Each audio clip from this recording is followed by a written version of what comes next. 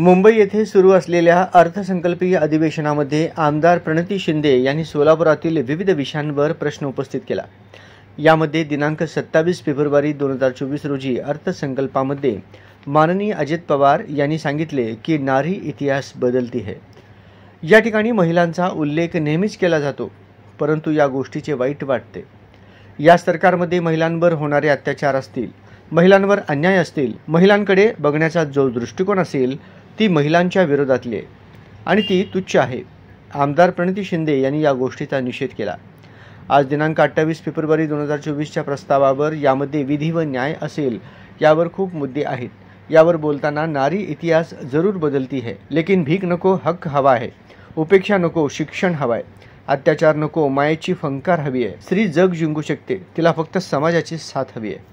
जेव्हा सत्ताधाऱ्यांचीच साथ नसते तेव्हा समाजाला वाटायला लागते की जर आम्ही पण महिलांच्या विरोधात बोललो तर आम्हाला समर्थन मिळेल। त्याच पद्धतीत ज्या पद्धतीत सत्ताधारी पक्षातील आमदार असतील किंवा त्यांचे पदाधिकारी असतील, ज्या पद्धतीत ते दिवसाढवळ्या लोकांचे खून करतात, दिवसाढवळ्या खिशामध्ये बंदुकी घेऊन फिरतात आणि फायर करतात, त्यांना कोणाची भीतीच नाही। कारण कुठेतरी हे सत्ताधारी लोक या अशा प्रवृत्तीचा समर्थन करताना आपल्याला दिसत आहेत। आमदार प्रणिती शिंदे यांनी अशा गोष्टीचा ठामपणे निषेध केला। जेव्हा आपल्याला वाटते आपल्यावर कोणाचा तरी हात आहे, आपल्या विरोधात काही कारवाई होणार नाही, असे पुरोगामी महाराष्ट्रात कधीच झाले नव्हते। महाराष्ट्र हा साधू संतांचा महाराष्ट्र आहे। आज हे महाराष्ट्रात होत आहे, याबद्दल वाईट वाटते व ही शोकांतिका आहे। अनेक दिवसांपासून अंगणवाडी सेविकांचा मोर्चा आझाद मैदान असेल, जिल्ह्यात मोर्चा सुरू आहे। भाकरी चटणीचं त्यांचे आंदोलन सुरू आहे। अंगणवाडी सेविका, मदतनीस असतील, या आपल्या महाराष्ट्राचा कणा आहे। निवडणुकीच्या वेळेस त्यांच्याकडून कामे करून घेतो, त्यांना काही पगार मिळत नाही। सध्या त्यांचे मानधन पण वाढले नाही।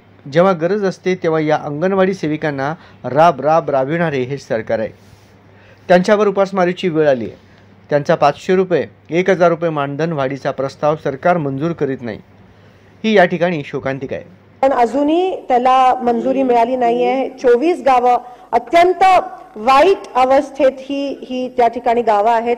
ही जी योजना आहे म्हैसाळ योजना, त्याचा फक्त 11 गावांना लाभ झाला, पण अजूनही 24 गावं ह्या मंगळवेढा उपसा सिंचन योजनेपासून वंचित आहेत। अनेकदा जेव्हा तिकडचे आमदार आता नाही आहेत, ते हयातीत भालकेजी होते, तेव्हा पण त्यांनी अनेक वेळा आवाज उचललेला, पण अजूनही तिकडची आमची गावं आणि गावात राहणारी सगळी लोक ही पाण्यापासून वंचित आहेत आणि ह्या गरमीत तहानलेली आहेत। आज या अंगणवाडी सेविका माता बहिणींची अवस्था एवढी वाईट आहे की परवा आरक्षणाचा सर्वे निघाला, तो कसला सर्वे होता?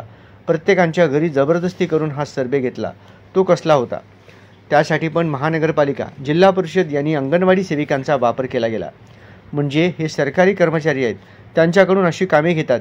यामागे काय षडयंत्र आहे, काय कट कारस्थान आहे, यावर देखील सरकारवर प्रश्न निर्माण होते। संजय गांधी निराधार योजनेबाबत दिनांक 27 फेब्रुवारी 2024 रोजी घोषणा दिली होती की 1500 वाढविले। मागील वर्षांचे हे कॉपी पेस्ट अर्थसंकल्प होते।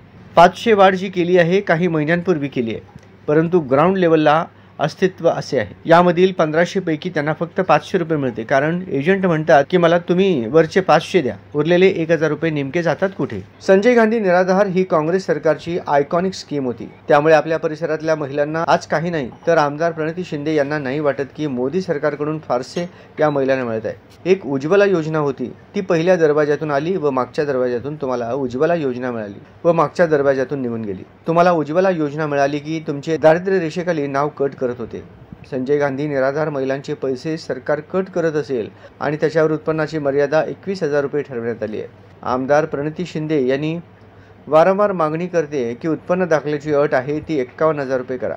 आज 21,000 रुपयाशिवाय उत्पन्नाचा दाखला मिळतच नाही। तलाठी यांच्याकडून कारण तेवढे उत्पन्न राहिलेलेच नाही। नांदेडमध्ये काल परवा एकदम जे लायसन्स रद्द झालेले ते परत मिळाले आणि दिल्ली ते नांदेड विमानसेवा सुरू झाली। म्हणजे तिथे त्यांचे आमदार खासदार नाही, तिथे काहीच नाही असे हे सरकार गृहीत धरत आहे। या मानसिकतेचा आमदार प्रणिती शिंदे यांनी निषेध केला आहे।